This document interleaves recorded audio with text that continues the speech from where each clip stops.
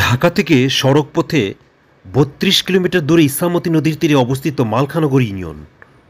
এর উত্তর পূর্বে নারায়ণগঞ্জ সদর উপজেলার বক্তাবলী ইউনিয়ন, দক্ষিণ পূর্বে টঙ্গীবাড়ি উপজেলার বেতকা ইউনিয়ন, দক্ষিণ পশ্চিমে মধ্যপাড়া ইউনিয়ন, পশ্চিমে ইসাপুরা ইউনিয়ন ও উত্তরে বয়রাগাদি ইউনিয়ন অবস্থিত। মালখানগর ইউনিয়ন ১৪টি গ্রাম নিয়ে গঠিত। গ্রামগুলো হলো মালখানগর, গোরাপিপাড়া, ফেগুনাশার, কাজিরবাগ, ফুরসাইল, নগর ফুরসাইল, রায়েরবাগ, আরমহল, নাইসিং, নাটেশ্বর, বারৈপাড়া, রথবাড়ি, কৈবর্তসার, দেবীপুর। একসময় এই স্থানটি শহর ছিল। দেখছেন মালখানগর গ্রামটি। ফেগুনসারে ১১ শতকের একটি শিব মন্দির আছে। এখানে ১১ শতকের আগে থেকে জনবসতি ছিল। মালখানগর গ্রামের পুরনো কারুকার্য খচিত দালানগুলো কালের সাক্ষী হয়ে দাঁড়িয়ে আছে। একসময় হিন্দু প্রধান এই এলাকাটিতে ছিল মূলত অভিজাত হিন্দুদের বাস। সেজন্য এখানে বহু কালো পাথরের হিন্দু দেবদেবীর মূর্তি আবিষ্কৃত হয়েছে। ১৯৪৭ সালে দেশভাগের পর অধিকাংশ হিন্দুই ভারতে চলে যায়। মালখানগর ইউনিয়ন খুবই সুন্দর। আপনারা ভিডিওতে মালখানগর ইউনিয়নের বিভিন্ন লোকেশন দেখছেন।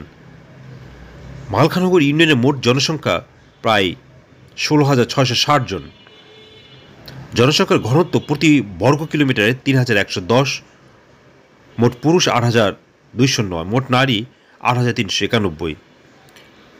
উল্লেখযোগ্য ব্যক্তিত্ব হল বুদ্ধদেব বসু, যিনি কবি ছিলেন, মানিক বন্দ্যোপাধ্যায় লেখক, মনমোহন মজুমদার ভারতে সন্ন্যাসী হয়ে স্বামী সত্যানন্দ গিরি নামে পরিচিত। ঝাড়গ্রাম, সেবায়তন, পশ্চিমবঙ্গ, ভারত। আপনার ভিডিওতে মালখানগর গ্রাম দেখছেন। যারা মুন্সিগঞ্জে বেড়াতে যাবেন শহর থেকে খুবই কাছে এই ইউনিয়ন। মুন্সিগঞ্জ বাংলাদেশের একটি বিখ্যাত জেলা, যেটা বিক্রমপুর নামে পরিচিত। আর এই মালখানগরেই মালবদী গ্রামে মালবদিয়া হাই স্কুল দেখছেন। এটিও শতবর্ষী একটি প্রতিষ্ঠান। মালখানগর এবং আশেপাশে যে গ্রামগুলি রয়েছে বা যে ইউনিয়নগুলি রয়েছে,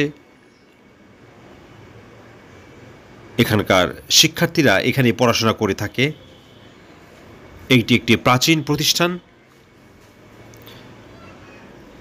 মালবদিয়ার চারপাশটা খুবই সুন্দর, আপনারা ভিডিওতে দেখেছেন।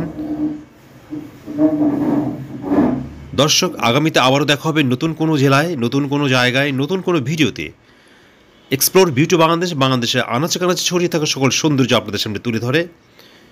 বাংলাদেশের ইতিহাস এবং ঐতিহ্যকে দেশি বিদেশি পর্যটকদের সামনে ধরে, যাতে করে তারা বাংলাদেশ সম্পর্কে জানতে পারে। আমরা চেষ্টা করি বাংলাদেশকে পর্যটকদের সামনে তুলে ধরতে। আমাদের নিজস্ব একটি ইতিহাস রয়েছে। সবাইকে ধন্যবাদ জানিয়ে আবার শেষ করছি। আবার দেখা হবে নতুন কোনো জায়গায়।